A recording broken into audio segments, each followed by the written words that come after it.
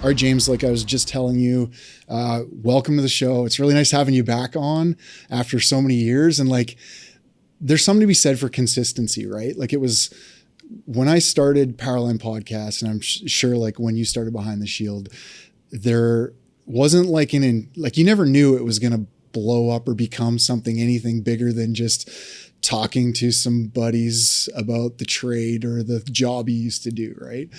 I never thought it would become anything. So it's cool to like fast forward a few years now and go, look, we have this ability to affect people's lives in a positive way. And it's actually become something pretty cool now. So stoked to have you back on anyway. Yeah, no, thank you for having me. I want to ask you, sure, what worked?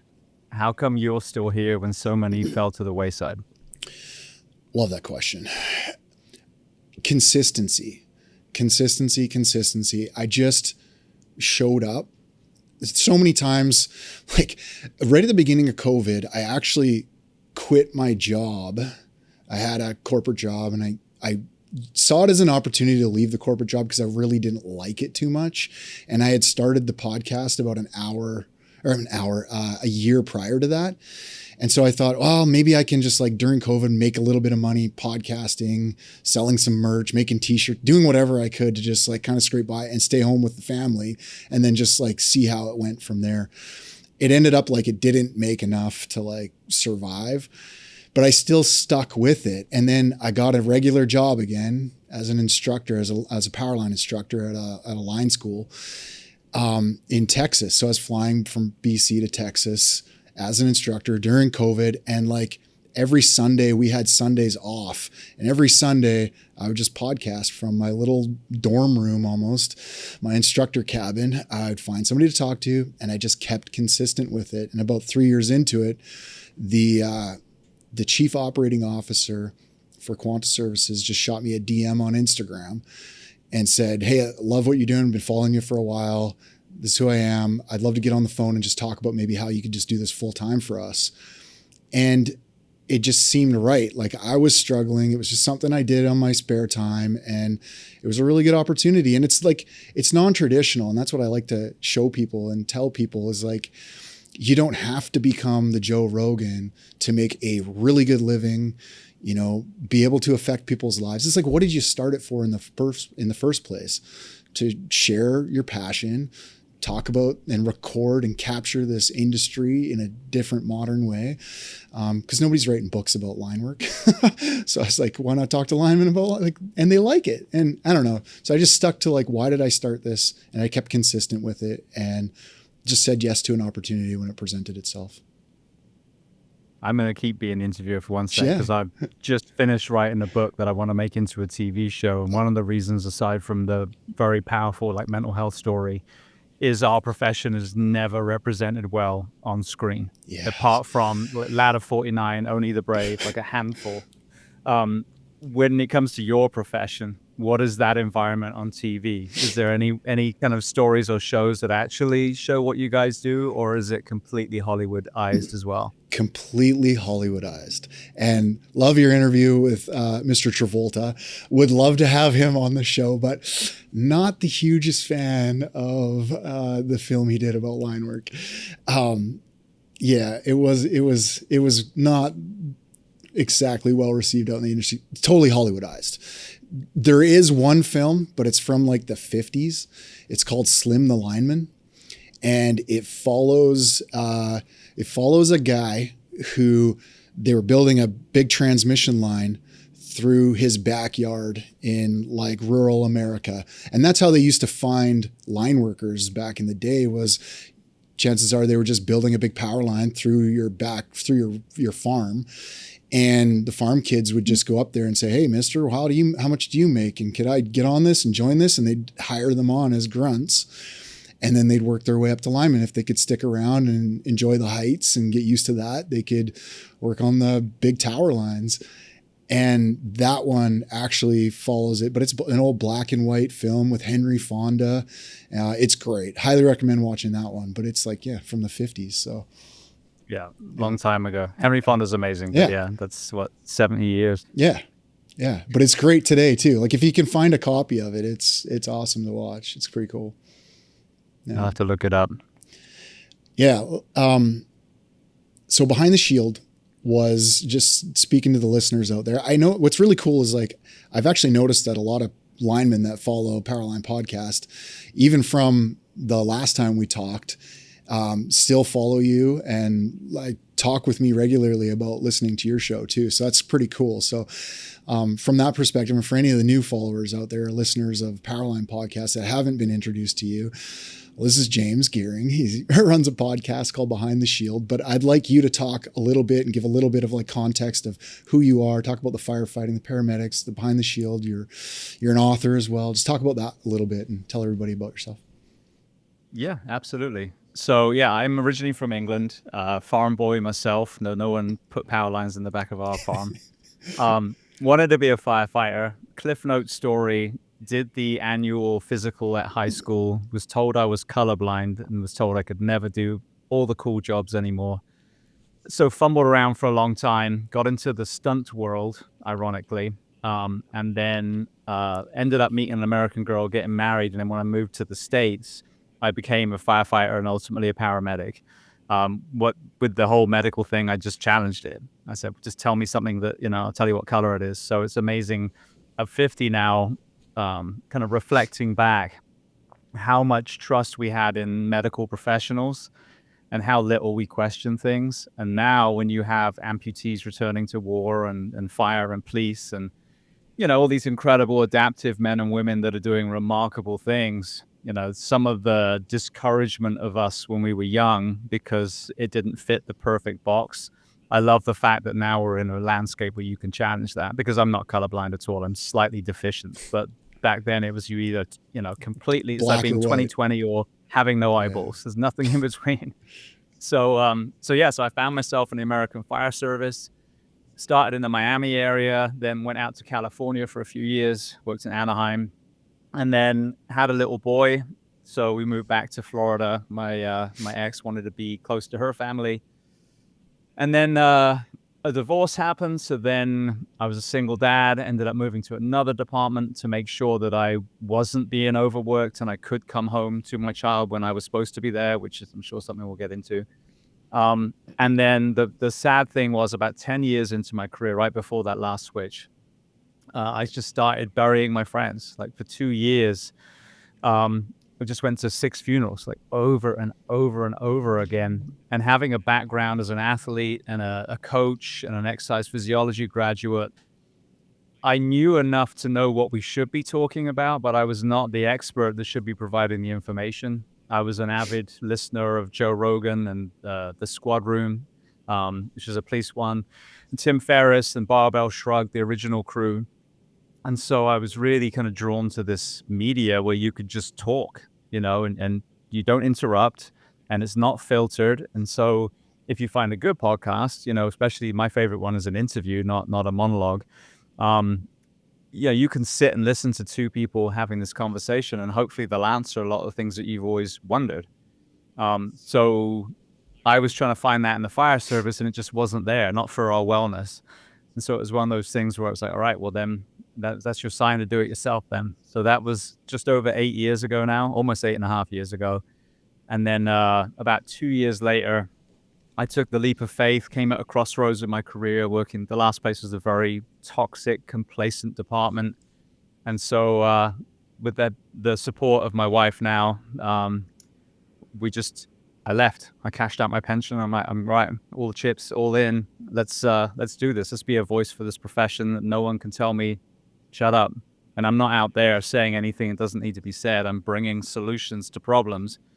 But with that complacency and cowardice that we see in some of these organizations, they don't want you to talk about that. So this is the superpower, is I can actually say the things that all these men and women within the industry, within the profession, are dying to say, but they can't because they're handcuffed. So yeah, so that was 6 years ago, and I've been doing this and writing books ever since. Love that. One thing I've found with linemen, and I'm going to call them out right now, they might not like it, is it's tough. For some reason, it's really difficult. I'm going to use the word convince, but it's not the right word, but convince them that this stuff matters. Like it's like there's, as I'm sure in the fire service, there's that old guard, right? We all have that. There's that old guard. That's that tough mentality, suck it up, just deal with it like we did. This is the way it always has been, all of that kind of stuff. Like whatever cliche, add your words to it. But it's tough. Like they're just not as accepting of this stuff as some other industries. And that's like been one of my reasons for like to keep pushing, because I'm like, challenge accepted. I'm just going to keep bringing this stuff up, even if it's not going to get the views that I think it's going to get, because it only takes one guy to reach back out and go, you saved my life, which has happened so many times. And that kind of like reinvigorates me a little bit and goes, okay, like somebody's listening out there. It's made a difference. It does make a difference. But how have you found that with the fire service and the paramedics and the military world? It's a bigger volume of people that you're kind of reaching, but how have you found it? So there's a few layers to it. Firstly, the old guard is our generation now. Yeah. So they're not even old. A lot of them are parroting what old people used to say and kind of wearing that. It's like wearing the skin suit from Silence of the Lambs. You're wearing an old dude suit, but you're not actually an old dude. You're not salty. You're from our generation. So we grew up starting to talk about this stuff. So I would say first, look in the mirror and see who you really are. Secondly, there's a lot of conversation where I see the pushback is actually having the courage to act. Oh yeah, we're dying, the funerals. All right, well then, are you going to stand up and fight for a better working environment? Oh, that'll never happen. It's too hard. That's where I struggle, especially with the firefighters. Like, it's one thing convincing a dude that sits on a desk, works Monday to Friday and goes home at 5 every night, because he's totally disconnected from the fire service. But the men and women just getting murdered out on the streets, I mean, metaphorically, they're pushing back, but they're just so indoctrinated and they're so tired that they don't have the ability to critically think. They don't have the energy to fight. And again, I'm saying that empathetically because I understand the environment that they're in. I was in it. So a couple of the layers that I found that, I'm refocusing, because if you say, oh, it's going to make you healthier, there's a lot of people like, well, I'll sleep when I'm dead. There's that kind of Superman mentality. So to me, you have to reframe it to who they care about. And this is a legitimate thing. For example, this shift work, these crazy work weeks, the sleep deprivation, we in the fire service have a much higher incidence of pediatric cancer, Down syndrome, autism, miscarriages, infertility. So if you really care about your family, you're going to fight for an environment that makes you healthier so it doesn't get passed on to your children. So that's one. Another one is performance. The chest beaters, the guys that love their selfies with their pike poles outside a burnt out house. If you really want to be the best version of yourself, then you need to fight for an environment that pushes performance.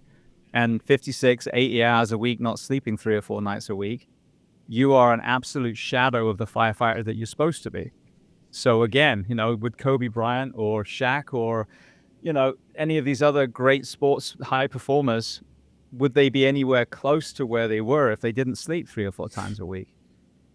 So this is the thing. No matter which way you look at it, they're all the right way, but it's really about storytelling. And if your vision of yourself as a superhero and you're impenetrable, and you don't need to talk about that wellness woo-woo stuff, all right, let's just get it away from you for a sec, which is what it should be anyway. Let's talk about your ability to be safe, on the power lines, to be safe for your crew that are relying on your cohesion and your mental acuity to not make a mistake and, shock everyone or knock them out the cherry picker or whatever the accident would be. And then again, your family. To me, that's the most important thing, is family. And and as I wrote this down, because you were talking about staying home, you left your profession because you wanted to make sure that you were home. That to me is the most important thing. I moved across the country twice because of my family. I left the fire service because of my family. So if you're putting your loved ones, your relationships, the health of your children as a backseat to the profession, you've got it completely backwards. Yeah, 100% agree. I was talking about this yesterday. I had a therapist in here talking about mental health in the trades, which is another topic that's just not talked about enough in the trades at all. And I said, safety department does a great job, but as I'm sure in the fire service, they like to address the thing that happened. Okay, like the guy he fell off a ladder. How do we put a barrier in place to prevent him from falling off the ladder? Or, whatever safety infraction they made that caused the incident. But like if you took and peeled that onion one layer further, how many times is that person that had an incident happen at work shown up to work not fit for duty because of some sort of like cognitive impairment? Or yesterday was they weren't mentally fit to show up. Like they had other things going on, but like you could replace that with how many times did they show up for work, sleep deprived, and that's what actually caused the incident. But safety very rarely gets in the way of, trying to make a sleep schedule for you or, something to help, make your sleep better, which in fact, they should probably be looking at that and they might save 50% of the incidents. So, I don't know what your experience is with that, but. Well, what's interesting, because I mean, it's obvious. And I even look at the line of duty deaths that we have now, people getting lost, searching a fire, people falling off an aerial ladder or roof. How many of those were just sheer exhaustion? So a big one is the wrecks, these, especially when we hit civilians on the way to calls. When it's a red light, we're supposed to stop, make sure it's clear. We're asking for permission to go through the red light. All right, everyone has stopped both sides. Now we go. And some of these videos, they don't even touch the brakes. So there's like micro sleeps. And they end up creaming a minivan full of kids. But I mean, if you look at the big disasters, and a lot of the military sleep people that had on the show talk about this, the Exxon Valdez, the BP oil rig, the Fukushima nuclear plant, every single one of these, if I'm not mistaken, when they look into it, a lot of the naval wrecks, there's that one where the battleships collided and several sailors were killed. Sleep deprivation was behind all of them. I wonder if this horrendous helicopter versus plane that we just had, if sleep deprivation was a factor there. I guarantee you it was. We had a crew, and I don't know yet the kind of result of what they've said was the reason, but we had a crew cross a train track here in Florida. It's Brightline, so it's a speed train, it's a commuter train, and they went around the barriers. Barriers were down and they drove around them. One train went by and they just made the assumption that it was clear and they went around the barriers and got nailed. Thank God it hit the back of the truck. If it hit the front, they'd all be dead. And then thank goodness by some miracle, the passengers on the train, weren't badly hit, injured from what I understand. But again, it makes no sense to do that. But at that moment, had that crew slept, were they sleep deprived? Because that's a, momentary decision that was, horrific. But I mean, all it takes is a clouded mind to make the wrong one. These police officers that shoot the innocent person who's just going to their glove box to get their insurance, and he's sleep deprived, and they just had lost an officer 2 days before, from being shot, and now boom, he makes that split-second decision and kills an innocent person. So when you look at all these tragedies, sleep is so often part of the whole equation. But just like you said, no one's talking about that. Yeah. No one's saying, when did that police officer sleep last? Did they get forced to work extra shifts back to back? These are important questions to bring in. And then if that's such a contributing factor, why are we not really prioritizing the sleep, whether it's in your world, my world, as the primary thing, and then building the other safety things around it? Yeah.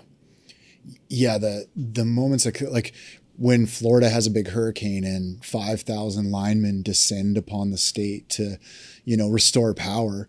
I get that it's difficult because power's out, like lots of businesses are wrecked. Like it's hard to stay at nice places and eat good food and get premium sleep. So in like those situations, it's pretty difficult and they're doing their best to figure it out. But those are like the one-offs. It's like, okay, what does the other 95% of the year look like? And what are you doing to maximize your sleep? What's like your experience? Dive a little bit further into like your personal experience with sleep deprivation. Have you got a couple stories that you could share? I mean, firstly, just being in it. Once you're in it, you're all in the meat grinder together. So looking at the rest of you in the station, you all think that you're fine. And it's only when you really transition out, you realize how far your baseline has come down. So one example that I have, and this is literally the end of my career. I remember I was in the last place I worked for, protected Disney World. And so mine was the resort area. So not the parks, but all the hotels. And so you kind of know the area pretty well. It's not like a sprawling urban, landscape. It's this resort, and there's only so many roads and so many places. And we got toned out, and I pulled out on the front apron. I was driving that day, and I didn't even know if we were supposed to turn left or right. My brain was just so, and this was 14 years into the fire service by then. So seeing that, within my own eyes, and then reflecting on it after I transitioned out, and then, just feeling better, being able to perform better in the gym, not, constantly being exhausted. I mean, there's so many areas, and you think about the level that we're supposed to perform. Like I always tell people, this is a genuine scenario. We are firefighters and paramedics, we do both, or EMTs. So you could be in a dead sleep, or not a dead sleep, actually a half sleep. 3 a.m., the tones go off. You then get out of bed, slide down, a 3-story pole, get into the back of a tiller truck. Now you're steering the back, lights and sirens around traffic. It might be if it's Florida, it might be amidst a thunderstorm. You pull up, and then you throw in your gear on. Now you go throw a ladder, you go through the window, start searching, and you find someone. You find a child. All right, so now you come out. There's a good chance that you then have to throw off your gear and now start working as a paramedic. So now you're doing, cardiac drug calculations in your mind, trying to figure out per the size of the child what the dose should be of these as you're figuring out the, defibrillation charges. I mean, there's all these different things that you got to go through. And now you go in lights and sirens to the hospital with this child, and now you got to give a pass on to the physician and let them know you're doing radio reports. This profession, we're okay with them working 56 hours a week. And as you said, with the overtime, the mandatory overtime, when the hurricane comes through, of course, it's all hands. None of us ever have a problem with that. But when you're relying on that for like 10 years as your staffing model, so now you've got first responders working 80 hours, 80, not sleeping 3 or 4 days a week. And that is what we're responsible for. Like truly lives are in our hands. This is, you start to unpack it and you realize just how far we've fallen from where we should be. Because, I love Starbucks, and I always use this comparison. If I went and worked a barista, 40 hours would be the ceiling. Yeah. You know what I mean? Yeah. And I'm making coffee. I love coffee. I got a lot of respect for people. I just went and got one today with my dog. But lives are not at stake. Lattes are. You know what I mean? Yeah. So this is the thing. As I heard Kirk Parsley, who's a Navy SEAL, that was talking about sleep on barbell shrugged, really, spawned my desire to put a podcast together. I was then 9 years ago thinking, why are we not talking about this? Yeah. And then you look into even deeper the long-term effects. I mean, you got the acuity we just talked about, but the cancers, the addictions, the suicides, the destruction of testosterone, the autoimmune disease. I mean, all the things, they are all directly related to sleep deprivation. Now, it's not the only thing, but it's a massive contributor. So then you look back at your profession, you look back at your own experience with sleep deprivation, you look at all the people that you've lost, like from cancer, for example, from fire departments that hardly ever see fire. Now you're kind of as you said, pulling that onion multiple layers back and realizing that the herd of elephants in the room is giving our first responders enough rest and recovery.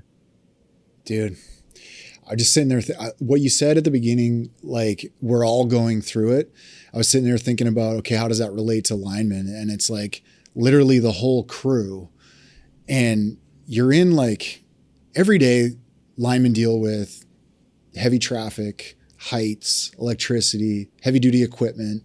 Like you name the things that can get you. And it's a lot of different things that can get you every day as a lineman. And when you guys decide to, stay out late at the bar or just whatever you're doing, not getting the sleep and recovery that you need, you're making that decision together, but you're also putting everybody at risk, not just like yourself, and you're all doing it together. So like there's this saying, be your brother's keeper in the line world, meaning there's this understanding that your brother beside you is going to have your back like you have theirs on the job. So I think some people get a little bit complacent with that, thinking, okay, like if I'm not catching something, my brother's got it, right? But does he? Like if you're all in it together, you're all in it together, right? That's super interesting. Yeah. What are some of the like biggest misconceptions around sleep and sleep deprivation that people just aren't getting or not like connecting the two dots? Well, I think with the actual sleep itself, the big one I think is not understanding that sleep debt is real. Like every single night's sleep that you lose is going to be extremely hard to ever get back. So, the value of every hour of sleep. For example, if you look at productivity, Kirk Parsley talks about this. For every hour that you stay up, like past when you would be normally going to bed, you actually lose an hour and a half of productivity. So it's a false economy. It's they say study long, study wrong. It's kind of like that. Your rest and recovery is important. If you whatever you're working on, you get that good night's sleep, the next morning you're actually going to be more you're thinking much clearer, and you'll be a lot more efficient in whatever it is you're trying to do.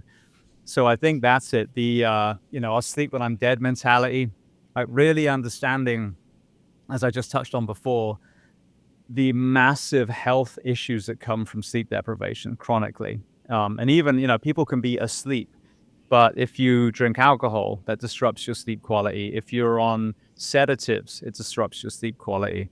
So you could be unconscious, but not actually getting that deep restorative sleep. So I think it's so underappreciated in so many different ways. I don't know if your community suffers from this as much, but if you know a firefighter and you have the ability to ask them this and not sound weird, ask them what their testosterone levels are, because you will find that anyone over about, I'd say, even like late 20s that's been a firefighter for more than a couple of years, their testosterone is spiraling downwards, and it's not unheard of at all. It's usual. It's common for a firefighter in their 30s to have testosterone like 200. Damn. And you got to think the kind of individual that's a firefighter is not someone that should have low testosterone. They should be probably on the high end of the scale. So that's from sleep deprivation mostly, unless you had a TBI or something else. Cancer, shift work, sleep deprivation is a known carcinogen classified by the World Health Organization.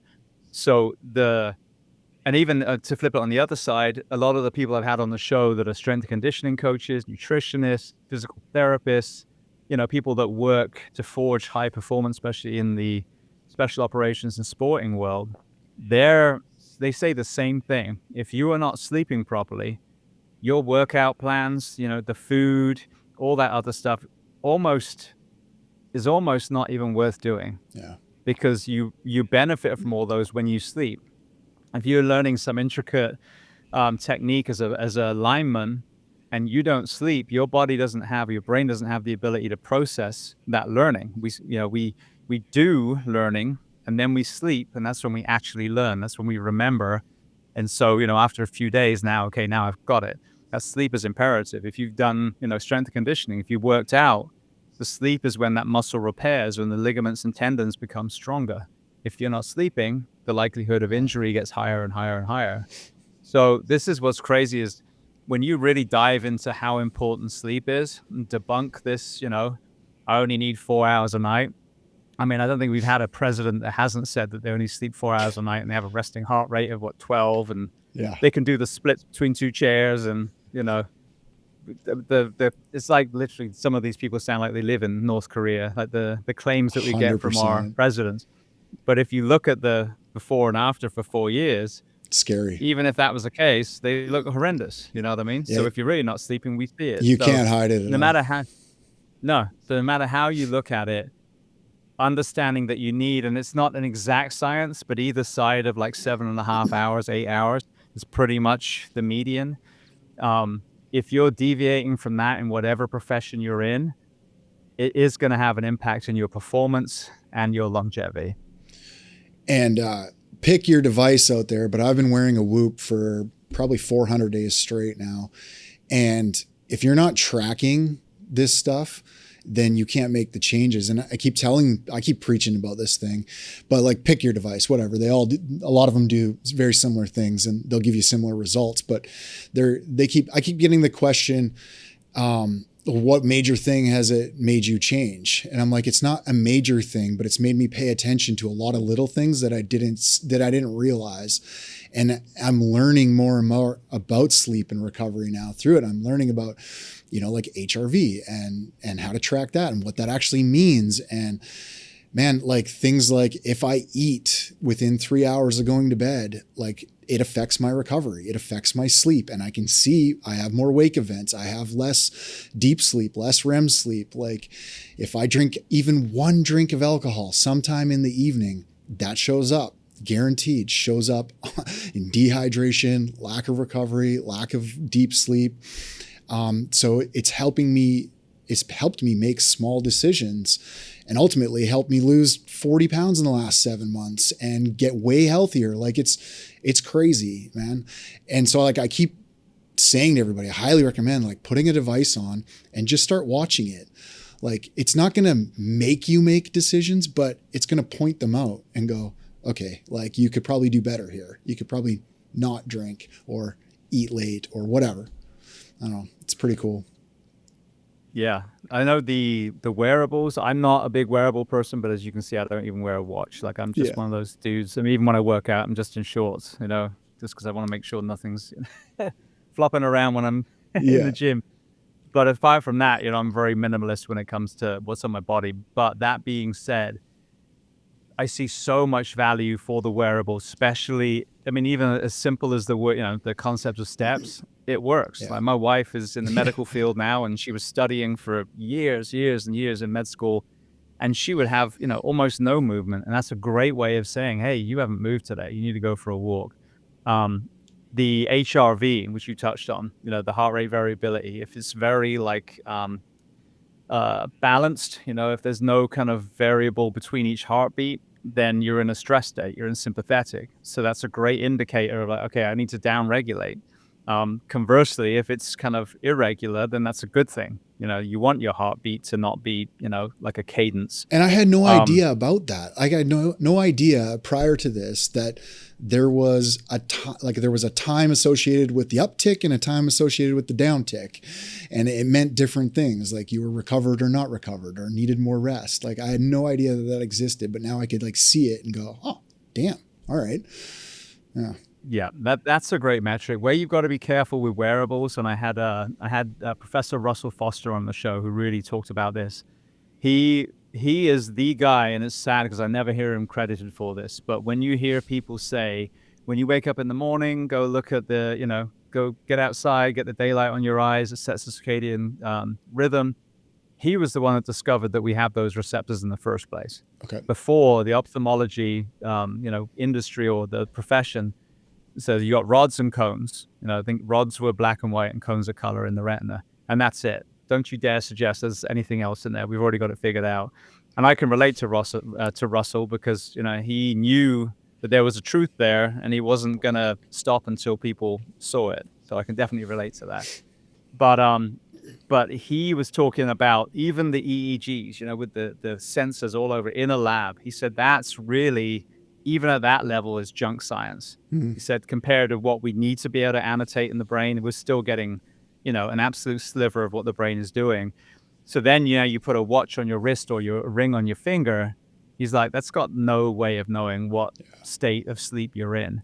So sleep duration, of course, if you tossed and turned, absolutely. But people can become hyper-focused on the data from their sleep, from their Whoop or their Garmin or whatever they're wearing. And it's just good to know where those things have a lot of value and where you could take it kind of generally, I went to bed here and I woke up here, but the HRV from that is really going to tell you where you're at. But that you're in this amount of REM sleep and this amount of deep sleep, that's bullshit.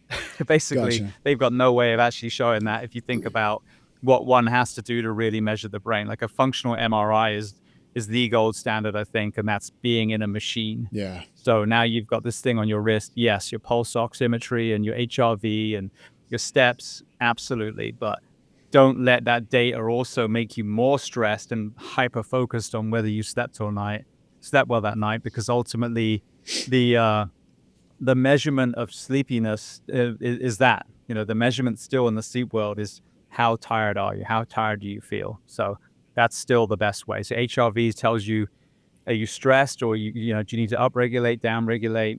But if it says that you had 8 hours of perfect sleep and you feel like shit, then the fact that you feel that way is a much Go better with your gut. indicator Yeah. of how you slept. Yeah. I've been using it primarily. I love that advice. That's great advice. Cause like there is people out there that definitely will take all of the metrics and get super stressed over like, I'm using it more as like a coach to just get better, just do better. I really it's been coaching me into try to get into a routine of a go to bed time and a wake up time, and I don't care who you are, you can still get in that routine. Or try to as the best you can, depending if you work shift work or not. But like you can try to get on a schedule of getting in that circadian rhythm, and you can just always do better. And I'm trying to use it as just a coach to do better, which is, try not to get lost too much in the metrics. Apart from the wearables, what other strategies could you use or have you found like most beneficial to help the individual just like get better rest and recovery? I'm with you on the food side. I think that, especially if you're talking about a meal, especially, then trying to make it as far away from nighttime as you can. So we try and eat. This is not by any means every time, but I try and eat no later than about 6 in the evening. And then, sometimes I will get peckish and I might snack, but again, hopefully that's something that's easily digested, so it's not spiking things. I kind of lean into the philosophy as well that if you in the evening ate, say you're on omnivore diet, you kind of carby stuff earlier in the day, which is giving you the glucose and telling your body it's work time. And then I like the idea of more kind of protein heavy with vegetables in the evening, so you're not giving a bunch of carbs before you sit down and don't move or lie down. The temperature, I haven't had anyone say anything other than when you're sleeping, it needs to be, not needs, but ideally is around like 66, 67 degrees. And I think, again, the body cools as we sleep. And so I live in Florida, it's hot. So I do spend more money on AC, but I make it cold every night. And it definitely helps me, to sleep. I like the blue blocking glasses, and I haven't got like the yellow ones. I just got the lenses in my evening glasses, my ones that I watch television with. And I think that helps. I'm not on a device usually in the evening. My wife is. She's a Facebook addict. But, the TV's there, then you've got the glasses. So you've kind of taken away some of the stimulation from the blue light from the screen itself. And that seems to work too. So, I do not do this at the moment, but I used to. And I think it works incredibly well, which is, a short wind down yoga and or meditation. I highly recommend them. I'm just not very disciplined in the evening. I get tired and, just lie on the couch. But so those are the big ones, and again, like they say, don't engage in the evening. So I think a lot of people say like reading a fiction is fine. Like my book's probably not the one to read in the evening because it's pretty raw. Definitely. But, if you're going to get on social media and get angry about stuff, or you're reading books for work or for school, your mind is turning. So I think that's why mindless TV kind of works in the evening for a lot of people, because they don't have to really think about anything. But the temperature, and then also removing as many lights as you can from the bedroom. So like, for example, I've got a smoke detector, and for some reason they put a big red light in it. So I've got tape over that. The windows, if you have the ability to put like blackout curtains, I mean, that's the best thing, because the artificial light that comes in from street lights and those kind of things, even with your eyes closed, they're still stimulating you and kind of tricking you to thinking that it's daytime. So removing lights and anything, vibrating or making noise from the bedroom specifically is another one. So all those things together, which are all, super easy to put into effect. I think those are the ones. And then caffeine, trying to if you do like coffee, which I do, try not to have caffeine like after lunchtime at the absolute latest, because the half-life of caffeine is a lot longer than most of us think. Any other supplements besides like caffeine that stay away from? Any supplements that you do take? So I've always liked CBD, and one of my firefighter friends started a company called Rescue One CBD. And the reason I'm saying this, I don't know if you guys, there's some fear of CBD with the whole workplace drug testing thing, because THC is in your regular CBD. It's a 0.3%, I think it is. So he actually went, so far to make sure that he found companies and independent testing organizations to make sure that he could formulate a 0 THC CBD. And it's a Rescue One CBD is what it's called. And the nighttime one is called Out of Service. And they've also got terpenes in that one. So it's the chemicals that are in lavender, I think chamomile. So the things that we know make you sleepy. Put you to sleep. It's in there as well. Yeah. And that has been amazing. Kirk Parsley that I mentioned earlier, he has a sleep formula that literally got a lot of his SEALs off Ambien and back into regular sleep. And that's just, vitamin D, magnesium, tryptophan, some other things but you're not snowing yourself with melatonin with that one. It's a small amount just to initiate the sleep cascade, and then you sleep on your own. That's a really good one to break the cycle as well. So those are my two go-to. And then I actually like the evening herbal teas too. The sleepy teas that have, again, the same herbs that we just mentioned. I find that they do kind of help naturally unwind you as well. Yeah, there's something about just like making a cup of tea as well. Like it's a very British thing, but like just that whole process of like doing something like that too, that just helps you wind down, and it's like a warm cup of something, It's that whole process of it. I enjoy that too, actually. That's usually when I get pretty good. Talk a little bit deeper about the effects of sleep deprivation on the mental health side, and your experience with that and people you've talked to on that side of it. So the background of the podcast, I've had over 1,000 guests now. And sleep is not, it's not the sleep podcast, not the mental health podcast. It's just, the human being wellness and performance podcast. It just happens that I'm a firefighter. A lot of them come on as firefighters, but I really went outside any barriers to find the best people. And over and over and over again, I got the same, information. I'm constantly learning. So neuroscientists and neurosurgeons and, all these sleep medicine experts, all these great people. When we sleep, the brain literally takes a bath. So fluids wash over the brain. So I think it's extracerebral fluid.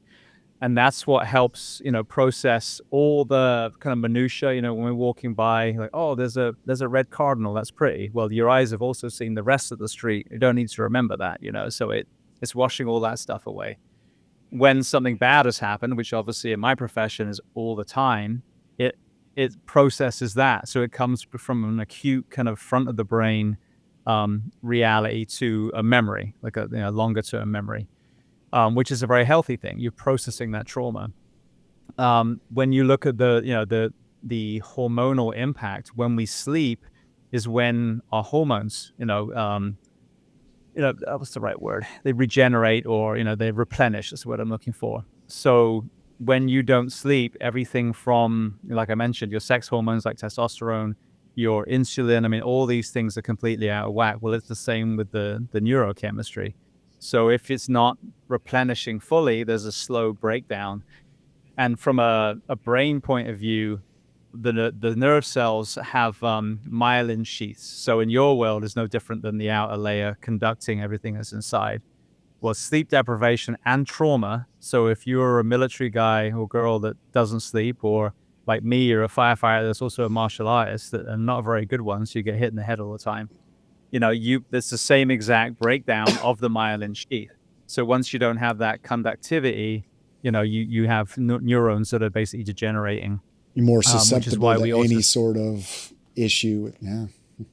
Exactly. So whether it's Parkinson's and ALS, or whether it's, anxiety, depression, addiction, suicide ideation, and in that world, they have all said, no, it's not if. Like, there is absolutely a correlation between sleep deprivation and, any sort of mental health challenge.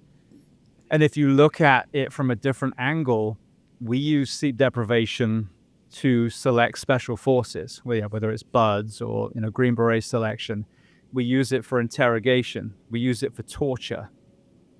So we know it breaks people down because it's deliberately used for this way, but then we'll have no problem with a firefighter working 72 hours without sleep, which is what I used to do because it was 24 on, 24 off in my old place in California. And then if you had to work an extra one, it was 72 hours without sleep or with, hugely disrupted sleep. So it really is insane when you look at it that way. We really know exactly how important sleep is. If you remove all the electricity from your house and the sun starts setting, whether you like it or not, you will start getting sleepy, because your body wants to sleep. We are not nocturnal. We are, regular mammals. So, when you take a step back and look at all those things, especially with the mental health, we are supposed to sleep. That's when our brain regenerates. So every hour of sleep that we lose, and again, like you said, hurricane comes to Florida, you roll up your sleeves and you have to do the work. That's fine. But then you need to focus on rest and recovery to overcome what you gave during that deployment. But there is no question at all. Like, as time goes on and the brain starts kind of getting miswired and the biochemistry is all off, it affects, your mood. So depression, anxiety, it affects your reality. A lot of the people I had on the show that have become suicidal, their reality has become so distorted from all the factors, unaddressed childhood trauma and sleep deprivation, organizational betrayal, and the side effects of alcohol and meds and all these other things, where they actually believe that they are a burden to their family and that the world would be better off if they weren't there. They're the reason for the pain. And so, people talk about suicide being selfish and cowardly. If you listen to these people that were right there, their brain has been so broken down by all these things, especially the sleep. That's their full reality. Like, if I just remove myself, my children will be happy. They're always scared around me. I'm always angry. My wife's going to leave me. If I just do this, then everyone will be fine. Now, a healthy brain looking at that goes, what are you talking about? Yeah. You're going to add even more pain to your family. So this is what's so dangerous with, the sleep deprivation on top of these other areas. And even alcohol consumption is just compounding sleep deprivation. Now it's distorting your entire kind of moral compass, and it's lying to you. So these are all the things that happen when you don't sleep, and if you look at a lot of the stories of suicide, there's usually periods of sleeplessness leading up to it, and then there's alcohol involved usually as well, which is dampening that survival instinct even more. So yeah, I mean, again, there's no argument that, shift work and sleep deprivation are absolutely hands down detrimental to mental health. I love that you said all of this. Like, line work, there is that storm response portion of it that we talked about. But then there's the regular. So I just think about, we call them tramp linemen, or they're just linemen that chase those big transmission jobs that are usually cross state or whatever, the big stuff. You go out on these projects, you're away.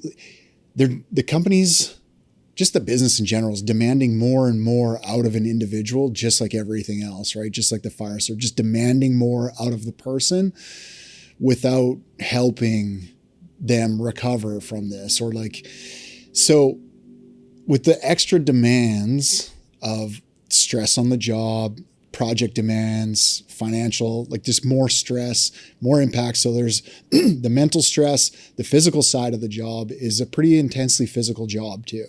You're, giving her for 12 to 14 hours a day on right-of-ways, doing your job.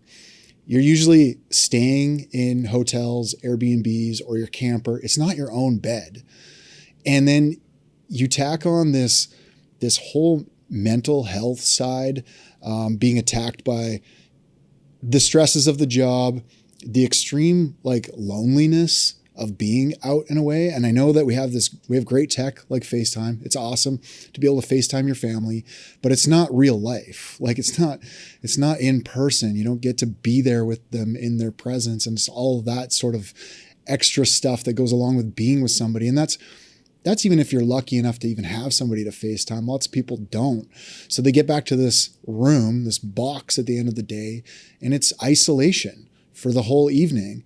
So what else do? You usually fall into alcohol abuse, drug abuse, all of those things that lead straight into not sleeping right, not eating right, weight gain, low T, all of those things that you just talked about. I just like, it's such a vicious cycle, and I get why you're fighting it. I'm just figuring this out myself too for this trade, but it's exactly what we're dealing with. So that's why I hope somebody's listening out there. Well, what's interesting is I've just saved a graphic I'm going to share again. This is in the UK, but if you look at the corporate space, like the leaders, the Googles, the Virgins, these massive companies that, are thriving, a lot of them are leaning towards the 4-day work week, like the 4 9-hour days, because they're finding that their people are just as productive.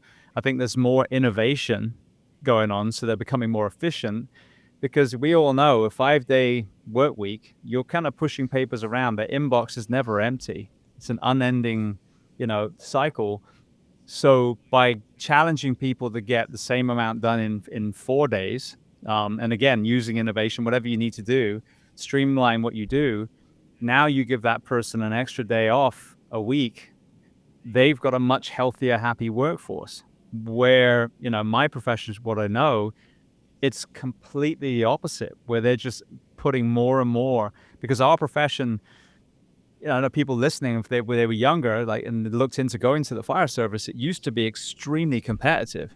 Like you were studying, you were packing your resume, you were testing, doing other kind of lateral professions to try and make your resume even better, to vie, against thousands of people for, 20, 30 jobs. Now it's the opposite. And what's interesting, you talked about trades earlier. I just shared a New York Times article a few weeks ago. The Gen Z are actually going into the trades a lot more. Really? And I think the reason is when you Google, is college worth it? A lot of things are going to be like, Finally. well, you're going to have $50,000 worth of debt and a piece of paper that won't get you a job. And these young people are smart. They understand. They've had this kind of unlimited access to all this knowledge. I didn't. I'm 50. When I was young, you had to go to the library and look up the Encyclopedia Britannica. And you're not going to get much, information from there, apart from facts and figures. Now they can research what's it like to be a firefighter. All the cool stuff will come up, but also all the stuff that we've talked about. All the things that kill our people in droves. Hundreds of firefighters every single year, a lot by their own hands. So these young people looking at the hours, they're looking at the relationships destroyed, the diseases, and they're going, that doesn't sound very good. And even my generation is telling their kids, don't be a firefighter. It's not worth it. Because the calling is beautiful, but the way that we're worked now, the way that they're worked, has devolved to the point where no one wants to do this job. So there's more and more vacancies, and guess who's working them? Everyone who's left. So now they're doing even more hours, and we wonder why we're losing even more people. So, we have a beautiful opportunity to turn it around and model the corporate world, which is getting it. Which is like, oh, we don't need to work as much, and they're happier and healthier, and they hardly ever use sick days, and our, insurance has gone down because people aren't using the doctor as much anymore. It's this downstream saving. Whereas my profession, they stuck their head in the sand and they're like, what's the way we've always done it, turning the blind eye to the hundreds of funerals that we have every year. My 18-year-old is just graduating high school this year, and he's got some learning disabilities. He's severely dyslexic and all of that sort of stuff. So like the traditional school system just does not fit his model. He actually said to me the other day, he's like, Dad, you're not going to believe this. They're giving me an exam on literacy to do. And I'm like, if that's not the stupidest thing, you're giving a kid, he's brilliant. he's got the vocabulary of an adult. He's like extremely smart. He's a builder, all of these things. But give this kid who can hardly write his name on a whiteboard a test on literacy, and they're like, you got to finish it in under 3 hours, or you fail. you don't fail, or you fail high school. And I'm just like, that's the stupidest thing I've ever heard. So like that system just does not fit him. And he's like, Dad, I really like welding. I really like building things with my hands. I might try my hand at welding. And a piece of me is like super excited that he's found something that he might kind of interested in. As a father, it's like, great, he's interested in this. This is cool. The other side of me is like, oh shit, the trades. I need to start prepping you for like so many things. But he won't sit down and listen to me for 5 minutes. So it's like, he's not going to listen to all of this. You're going to have to go figure this out on your own. But like, that's why I like what you're saying. These kids are smart. If they're not going to listen to their dad, they can go listen to James talk about it. Go listen to Behind the Shield. He'll tell you everything you need to know about sleep deprivation. And I don't know. I just worry about that side of it. Like, it's like, oh shit, he wants to enter the trades, and I'm a little bit scared for him, even though here I am, successful career in the trades, but like, it's scary now. Well, I mean, if he understands what a good employer looks like before he makes the jump, I think that's important. Like my bonus boy, my stepson, hated school, absolutely hated school, but he had one of those brains where he could do nothing, skip class, and then still take a bunch of exams and ace them and get an A. It was such annoying as hell. But he just didn't want to do that, and he fell into the world of mechanics, and he's now been a mechanic for several years. And how is he? 23. So yeah, probably 4 years now. And he's just so good at it. That's super cool. It's his thing. It's that he loves. And he's not even like a car crazy kind of person either, but he just gets it. That's his world. And he, was then around arguably real men, men that get dirty and work with their hands and swear and, as opposed to, the kind of academia that he was in before. And that was good for him. Because again, I don't know if I'm a real man or not, but I'm his stepdad. So, it's an interesting relationship. So being in the world of trades can be really, really amazing for kids. But yeah, giving them the education so they can identify what is a good work environment, what is a toxic work environment before they go in. I think that's the superpower, because you don't want to just take the first job that comes along. We're not in a recession. These kids are lucky, whereas, I think it is a great time to try and get hired at the moment. So especially in the fire service, so educate them. Go to the fire department with 42-hour work week, not the one with 56, because they value you. The other one doesn't give a shit. These speak, nothing speaks louder of, how much you care for your people than the working environments you've created. It's that simple. That's exciting that you read a study like that that's showing that people are starting to go towards the trades, because that is like a complete shift.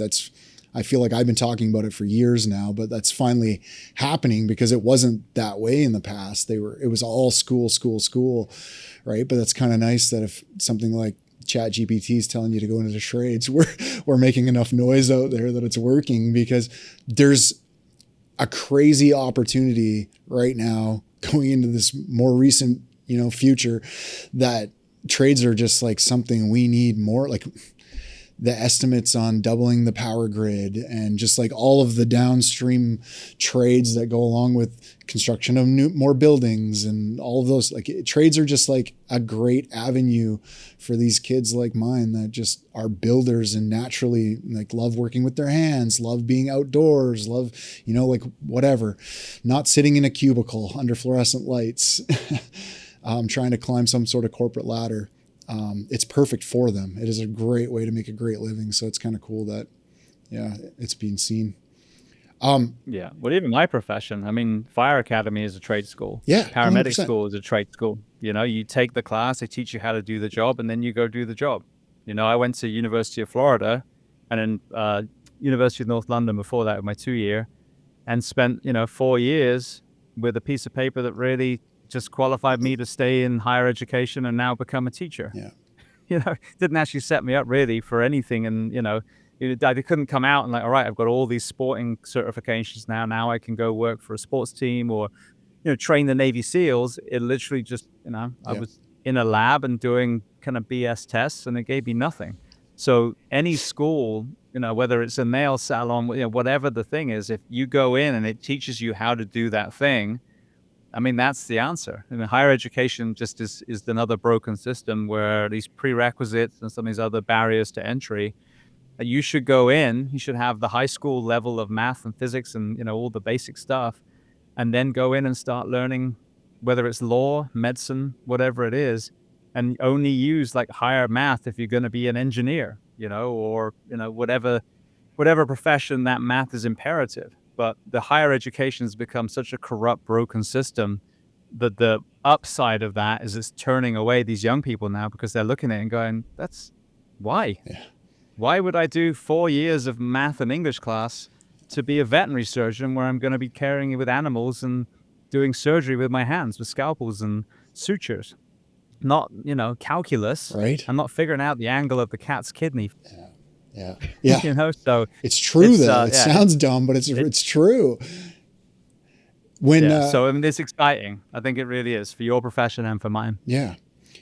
It's exciting for people, like for kids to have an option now, because they were never given the option before. Like when you were literally going to the counselor in high school, the job counselor, the career counselor, whatever you want to call that person, it was never like, have you thought about the trades? You seem like you'd be a great fit for plumbing or whatever, or line work or firefighting or something like that. It was like, I think you should go to this university or this college and you should go get this bullshit arts degree. Not that they're all bullshit, but you know what I mean? It's just, for some people, it just doesn't fit. It didn't fit for me. Like there's no way. I hated school. I didn't do good in it.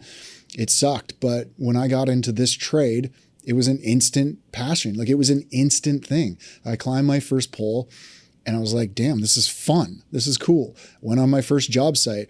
And the next day I got to go on a job site that was totally different than the one yesterday. And the next day was like the same way.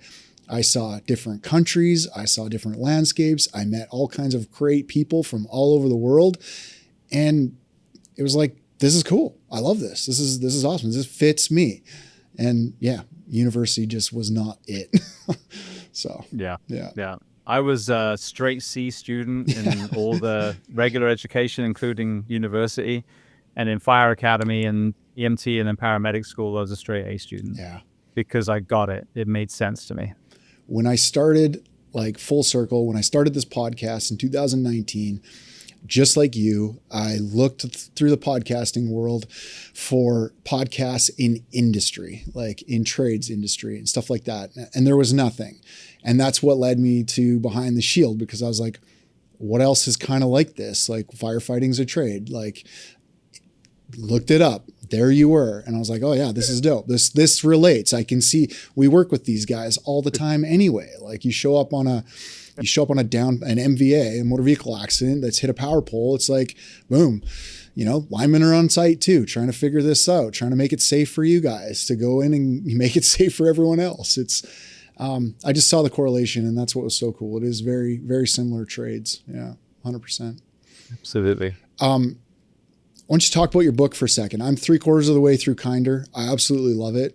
I was hoping to finish it before this conversation, but like I'm into it, trying to get through it as fast as I can because I absolutely love it. And you were talking about that moment of a person trying to make that decision whether to take their own life or not. And I won't give it away in the book, but you really did a really great job of like describing that moment. And this is one of the reasons why I want to talk more about health and wellness and sleep deprivation and all those sorts of things for the line trade, because the trade itself is going through, these last 10 years, it's been going through like a high suicide rate. And like I said, not if it's not your own hand that's taking your life, the accidents that are happening on the job sites, if you peel them one layer deeper, it's due to probably due to mental health, sleep deprivation, those sorts of things. Talk about your books a little bit. what gave you the inspiration to write those things? I think you're doing a fantastic job, and I think everyone should go read them. But talk about being an author a little bit. Yeah, so it was interesting right around when I started the podcast. It was so strange that we had a local firefighter as a fire chief, take his own life, and he put a post on Facebook and said, PTSD is real, I love you all. And then I forget exactly what it said, but then he went into the woods and took his own life. And that really, ripple went through online, at least in our profession, and like, oh, wow. And I really credit his courage of posting that before, sadly, he made that decision. And to say again, that decision at the time, it made perfect sense to him, because it really did start the conversation, I think. And so that was banging around in my mind. And I was at the station one night, and we had a call. It wasn't anything bad at all, just a routine call, and came back at like 3 a.m. Went to the dorm, it's a big room full of beds and snoring and CPAPs, and was just lying there staring at the ceiling, and I couldn't sleep. And this thing was in my head, and I just, created the website for the podcast. And I think I'd seen like how you can do blogs as well. And I wrote my first ever blog. And the title was, I wish my mind could forget what my eyes have seen. I wish my head could forget my eyes have seen. And it was just, started with a story from my career, and then it transitioned to, the mental health crisis and suicide and all that stuff. And I posted that night, and I went to bed, and when I woke up, it had already taken off. Excuse me. And I was like, oh God, okay, this is something that needs to be talked about. And so over the next couple of years, I ended up writing, I think, like 10 blogs, and not frequent, just when it was burning in my soul, I would write one. So then fast forward a couple more years, right before COVID, I had the idea of writing a book, but I'd sat down before and just, wrote some stuff, and then hit backspace, and wrote some stuff and hit backspace. And I'm like, this is shit. And so for some reason, early 2020, I think it was, I just had this, this wild hair to just try again. And so I started taking some of these blogs I'd written, expanding on them, writing new chapters, and I ended up writing my first book, which is called One More Light: Life, Death, and Humanity Through the Eyes of a Firefighter. That one is almost like a collection of short stories. Each one was from my life or career, but it's not a biography. The story just is a segue to the concept. So then we'll talk about sleep deprivation, mental health, overcoming injury, obesity. And so using the stories to really kind of get the buy-in for the reader to understand the concepts. And again, I'm always referring to the guests I've had on the show, not pretending that I've got all the answers, because I haven't. So that was the first one. And then a couple years went by, and then I had this kind of desire again to write a fiction. So the same kind of, some of the concepts from the first one, but actually woven into a story that leads you. It's not just a bunch of short stories. And then the ultimate goal was to make it into a TV show, because, Cool. As I mentioned earlier, we haven't, it's just not there. We have Chicago Fire, which is a bunch of models running around saving everyone. Certainly not the fire service. Very few of us look like that. And then, or we had Tacoma FD, a bunch of fat, lazy firefighters that never run calls and just do pranks all day.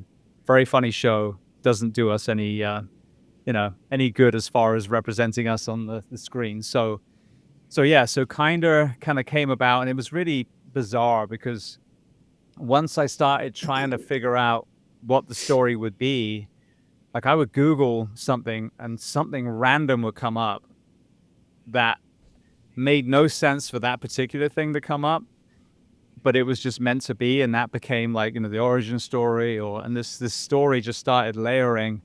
And it's really a non-fiction, or like a historical fiction would be the best description, but the lead characters are all fictional. So you're seeing really true events, whether it's, Yep. a lot of Jack's stories are actually my real life calls, for example. And then you go back in time, and there's,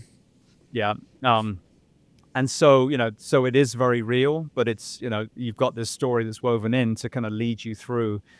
So that was and the whole point of the book, without, like you say, without giving it away, you meet this firefighter paramedic. He's already starting to kind of spiral down, has this near-death event. and then goes on a growth journey that sends him on a multi-generational journey too. So he learns about his father, then his grandfather. And what I want the reader and ultimately the TV, viewer to get is at the beginning, you have this very, oh, well, that's a bum, that's a crackhead, that's a hooker, And then as you progress through, you start to realize that all these men and women were giggling little toddlers once. And then life happened, to put that compassion and empathy back in struggling, whether it's a lineman who's hiding their alcoholism or whether it's the guy sleeping under the bridge. We were all, if you put us together when we were 2 years old and put a ball in the middle, we just run around giggling and laughing, regardless of if we were going to end up struggling, if we were black, white, gay, straight, transition one day, whatever it is. We were all the same kind of blank canvas. So that's what I wanted to do, so that then when the person's finished the book or they hit stop on the last episode, the conversation is, I'd never thought of it that way before. Yeah. And really get people to reframe their prejudices. All of us, we all have them. And then, so you're getting to see the world through a firefighter's eyes, which is such a unique lens. People don't realize what happens behind the curtain. You get to see our profession and the impact of our jobs on us, but then you get to even, take it further and actually refine the compassion and empathy for the people in your community who are struggling the most. So that was really why I wrote the second one, was to immerse someone in a story, and hopefully by the time they've come out the other end, they'll actually question the things that they've been taught. Yeah. Especially if there's bias and prejudice woven in. I loved it. I am absolutely loving the book. Honestly, I learning a lot as well about history, which was really cool. You did a really good job of that as well. And just like, as I'm listening to it, I don't read very fast. So I got the audiobook version, which you did a bang up job on too, by the way. That can't be an easy thing, man. You got, it was like pulling teeth. Yeah. You got accents in there. You do a good job too. It's great. I love it.